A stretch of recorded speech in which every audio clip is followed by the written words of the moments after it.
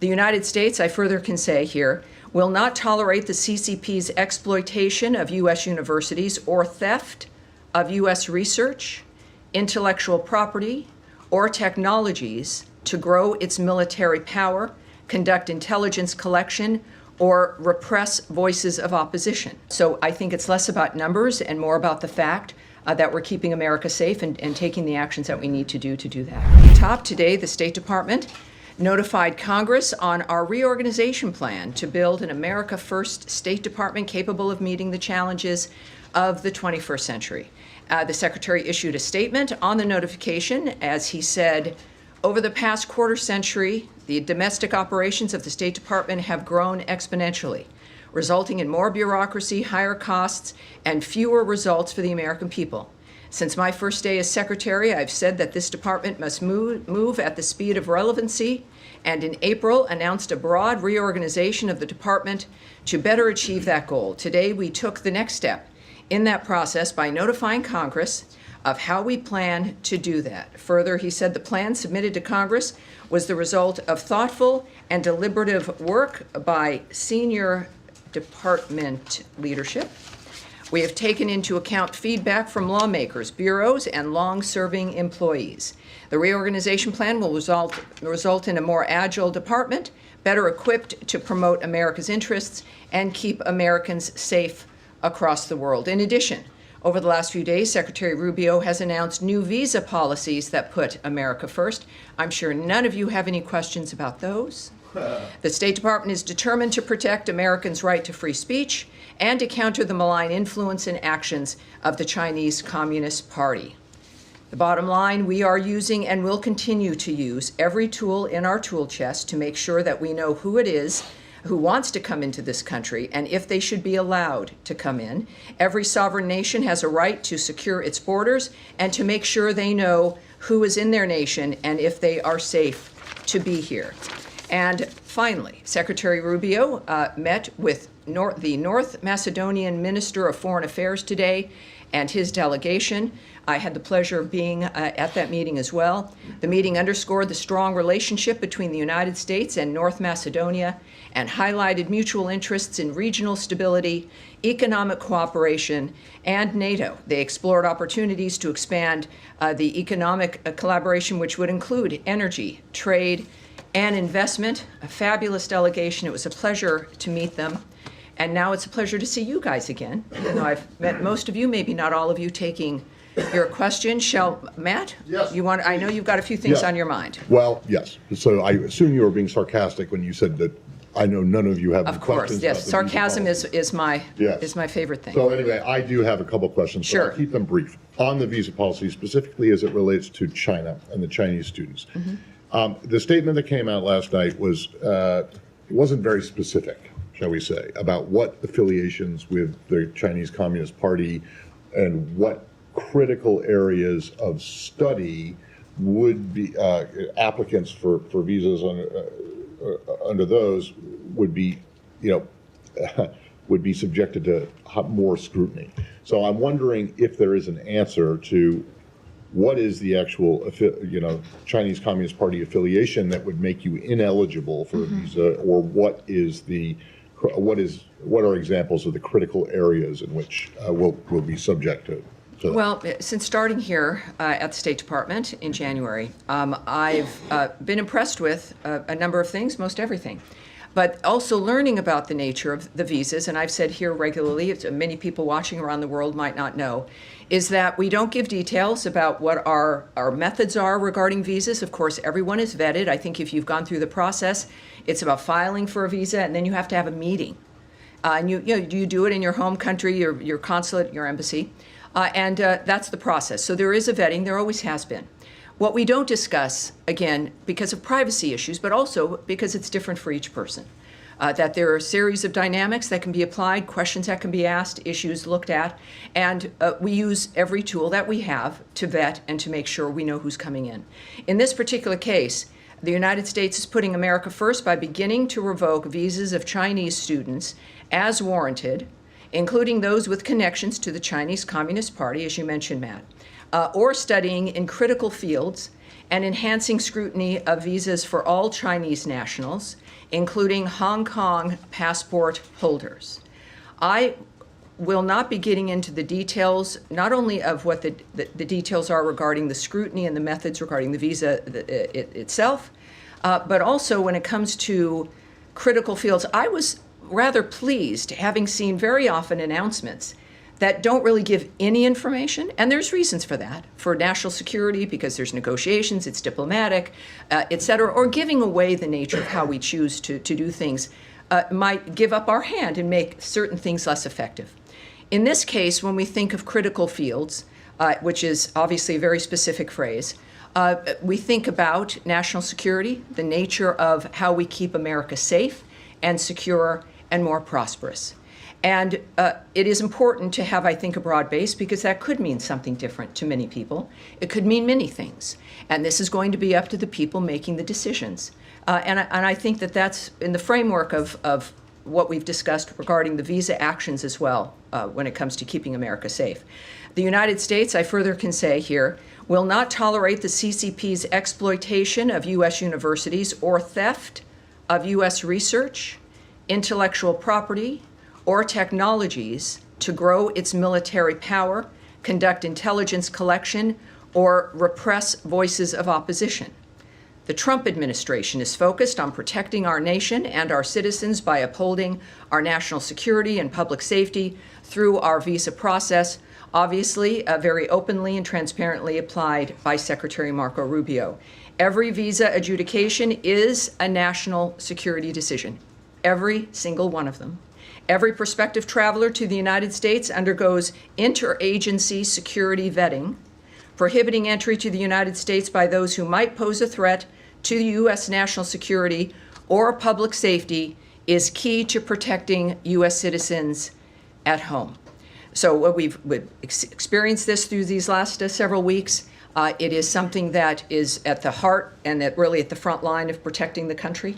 And we're taking it seriously, and we're being open about the nature of what's happening in this particular Okay, instance. so could I just ask that last bit that you just said, which was not in the statement last night, and is a little bit more specific about? About the nature of Just the that theft last- of certain things. Yes, Well, the last bit. again, and as reporters here all, and curious people, you know the nature of what China has been doing about, with technology, right? Stealing information, intellectual property, U.S. research, copyrights, et cetera. This is not new or confusing, and this is one way that we certainly can try to mitigate that issue. Yes, Thank you. Andrea Mitchell. One follow-up on that, and then I want to ask you Of about course. Hamas and Gaza and Israel. Certainly. Is there any reevaluation of TikTok and its vulnerabilities as was defined by the previous administration as dangerous for national security reasons? Does the White House, does the administration have any reevaluation of TikTok in this context as you're cracking down on Chinese I would say you'd intelligence have to send that question, ask that of the White House.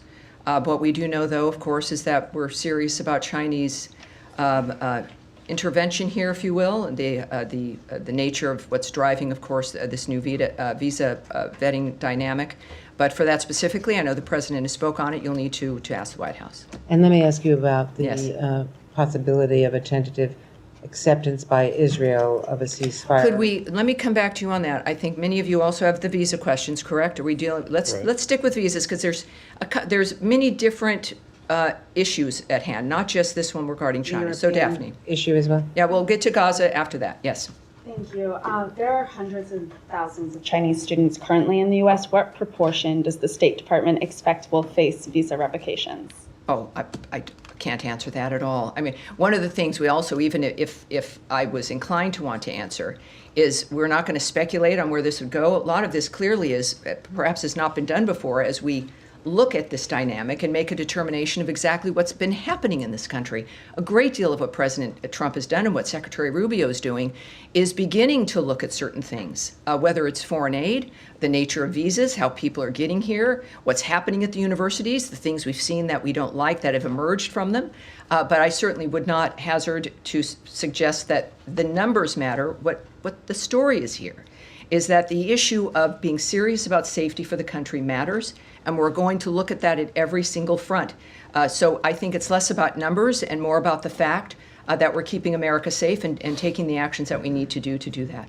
At the tail end of Trump's first administration, the U.S. revoked visas for more than 1,000 Chinese students and researchers that were deemed security risks.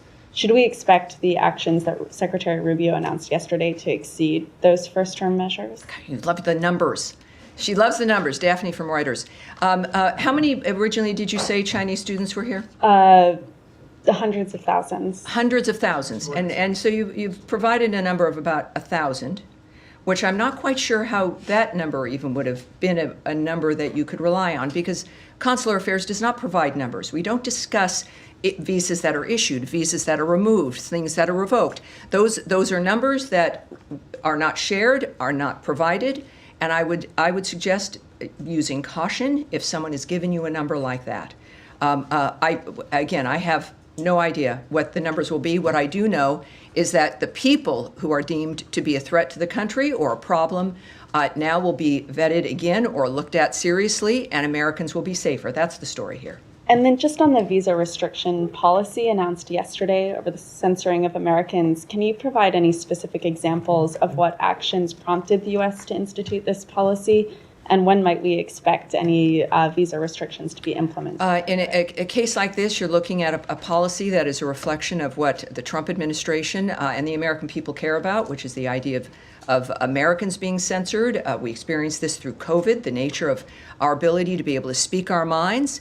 And while I won't give you, or can give you, or would give you specifics about how this particular restriction would be approached, which is not done in a blanket way, right? That there's individuals who are flagged or who are seen as being a participant in some aspect of the censorship of Americans. What I can say is that all of what you see emanating from the Trump administration and the State Department is a reflection of the policy of this administration and what the American people want and expect when it comes to what their futures are going to hold. Again, on visas, Yes. Hold on, please. Still on visas. Still on visas. One moment, I'll be back with you. Yes. One on the cable that went on Tuesday, it said they expected this expanded social media vetting guidance for visa applicants to go out in the coming days. Are you still tracking that timeline, and give us any Yes. guidance on what that is going to Yes, look I can't like? give you a specific timeline, but there will be more information. What I can say is that, in general, because that was an internal communication that was leaked, at the same time, we have confirmed that the details are accurate. Also, the Trump administration is focused on protecting our nation and our citizens by upholding the highest standards of national security and public safety through the visa process specifically. Every adjudication, as I noted to you, is a national security decision. And a visa, as a reminder, is not a privilege. It's a privilege. It's not a right. It's not a birthright. It's not something that you're owed, no matter where you come from. Every prospective traveler to the United States undergoes interagency security vetting. And this is important with these conversations because it seems like only certain groups are facing vetting with visas. Every single person does. So I would say that, yes, you're going to get more information. And this is, as a result, not an interminable kind of end. There is an end point, and it should be rather quick as consulates and embassies make adjustments when it comes to how they handle Can we visas. expect the appointments to open back up immediately after that guidance goes out to posts? Well, one thing I can tell you, a few things I can say is people can still make their application, do their regular steps, but it's a two-step process, right? You apply, and then you have to get an appointment to meet with people, to talk with them. Unlike often with the passport or something, there's a very specific process. So right now, there might be some delay, and what I'm told to encourage people to do is to regularly check to see when those spaces open. So as opposed to, let me just say, I would not be recommending that if this was going to be weeks or months. So if you've applied for a visa and you want to, please do. Then if you're not getting an appointment, there's this online system. You continually recheck to see when those spots might open.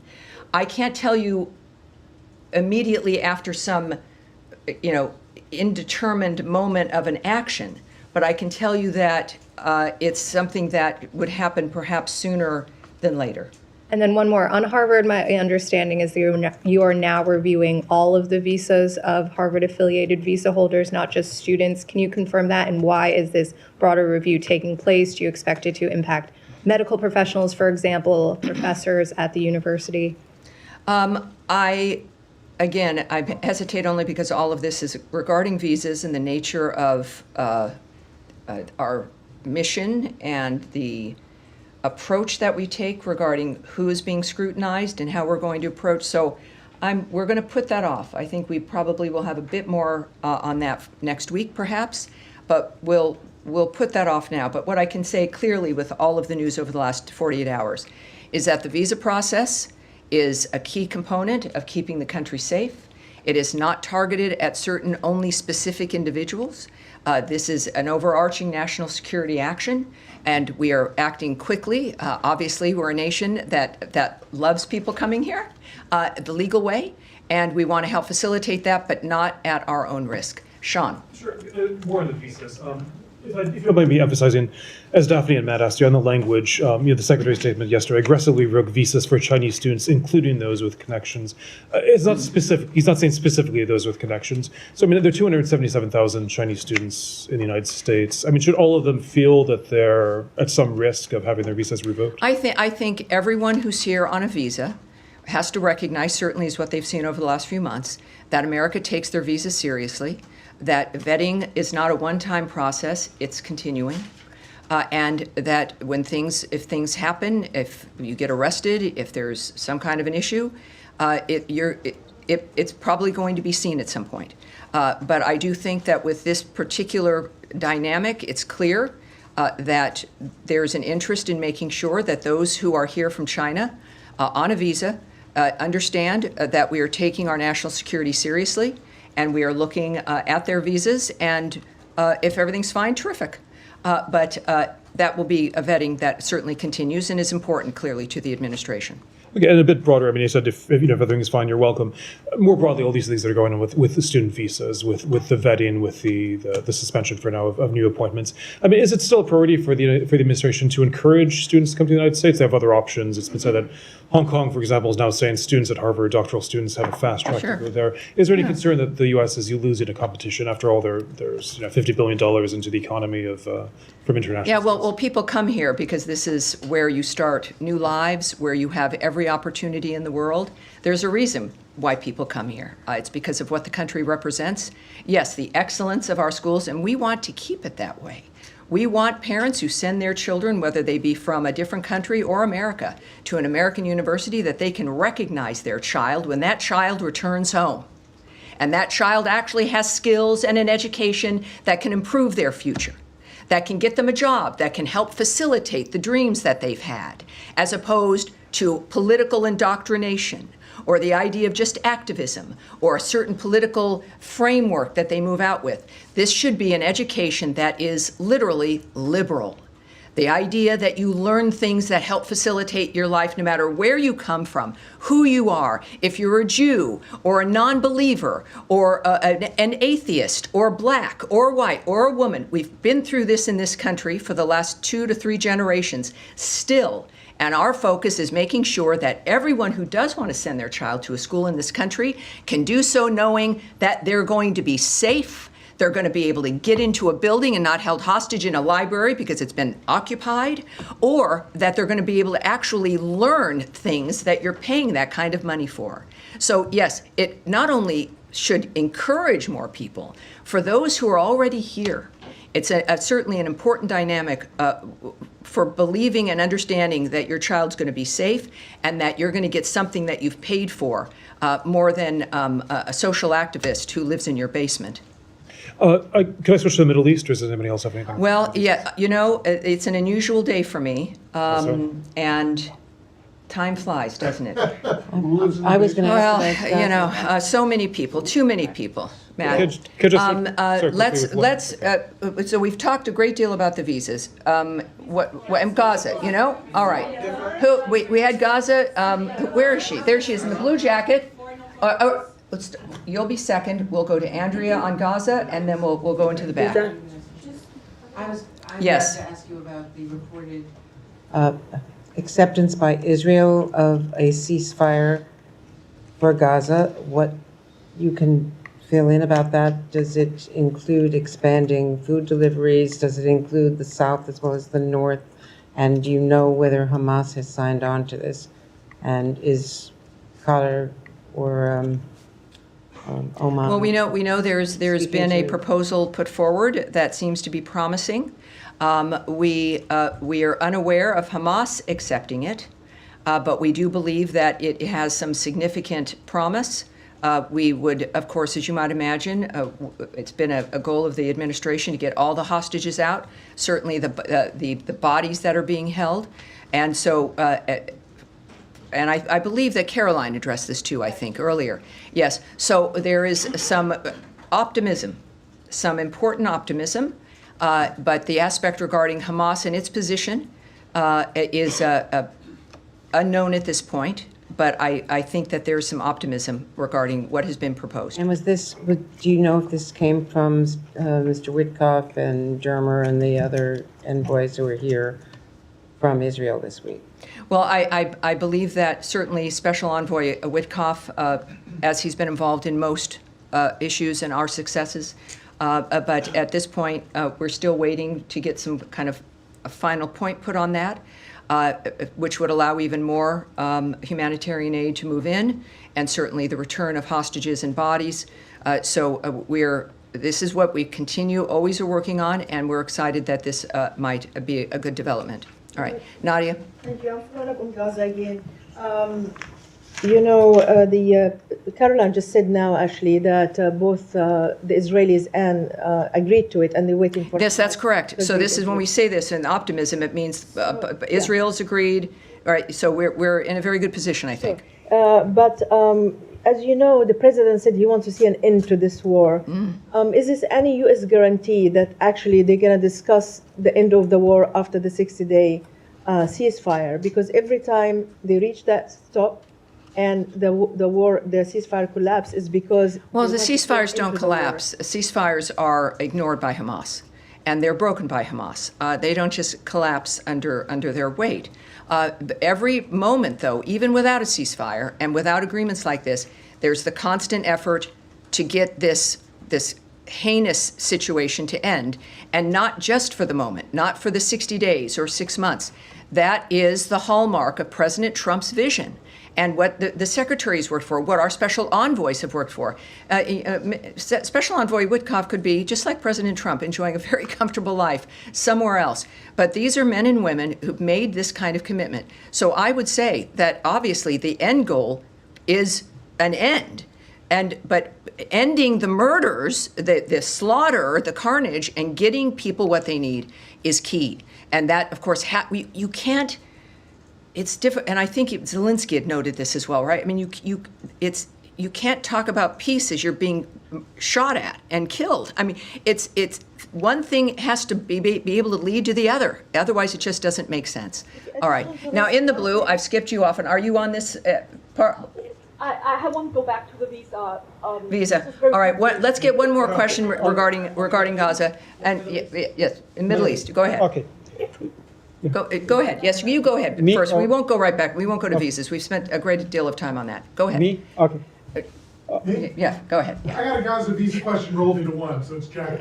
The Mahmoud Khalil case, the federal district judge ruling yesterday that while he found that Khalil gave insufficient responses to allegations that he omitted key information from his application, the judge also ruled that Secretary Rubio's determination that Khalil's activities would have an adverse impact on American foreign policy were unconstitutionally vague.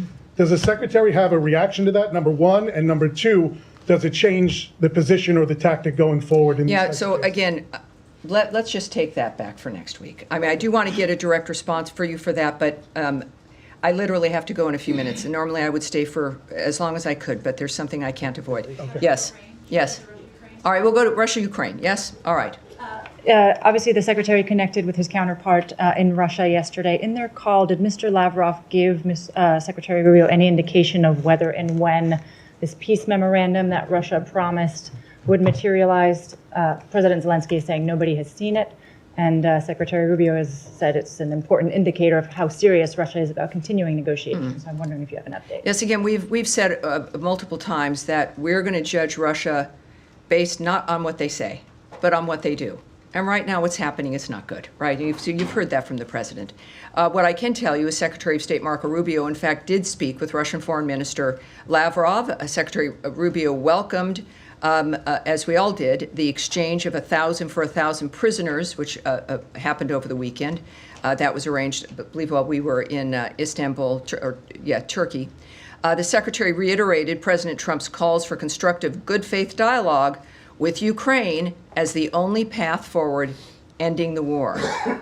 So that's what we're saying about the call itself, and we'll have to kind of leave that there. On the question of the good faith dialogue, Sure. does the Secretary believe that what the Russians have offered in terms of these direct talks with the Ukrainians in Istanbul, is that being offered in good faith? We understand it's the same delegation that was dispatched last time. Is this actually going to move the ball forward, or is it a rehash? Right. Well, that's kind of, I think, at the heart of the current diplomatic dialogues and negotiations. And I won't characterize the Secretary's point of view or his approach. I think what he reiterated after this call, I think, speaks for itself, that he reiterated President Trump's calls for constructive good faith dialogue as the only way to end the war. So that was repeated in that call, and I think that speaks to the Secretary's position. Last All right, question. yes, sir, go ahead. Can I just follow up on that? Can this good faith dialogue continue alongside military offensive? You've got to repeat that first part. This what? Can this good faith dialogue can this continue alongside military offensive? Well, obviously, we're going to find that out. Again, we're judging, and I think the president has judged Putin based on the nature of what was clearly extremely frustrating to him regarding the killing of civilians while talks are going on for a ceasefire. And that's a judgment that's going to come from the leaders of this country, the leaders, frankly, of the free world, of whether or not that's possible. And we're going to have to take that moment by moment in this case, I think. And are you guys involved into the second part of Istanbul talks? Are you part of it? I'm not going to go into that. I have nothing to preview for you on that. So yes, sir, go ahead. The president yesterday said that the deal with Iran could happen in the next couple of weeks. The Iranian foreign minister today on X said that media are speculating about an imminent agreement, but he's not sure we are there yet. Any reaction to what he said? Well, people are speculating because maybe somebody goes on radio and starts to speculate and starts to talk and starts to gossip. We don't do that. We've learned that discussing the details of something as sensitive as peace negotiations or a ceasefire does not help. It might be more interesting radio, but that's not how we're operating. It's not how serious agreements benefit.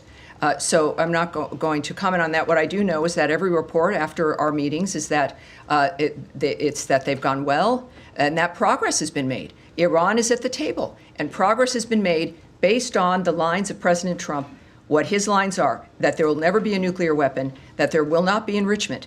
And we make progress every single meeting. And that, unfortunately, in our very strange short day, that is going to be it today.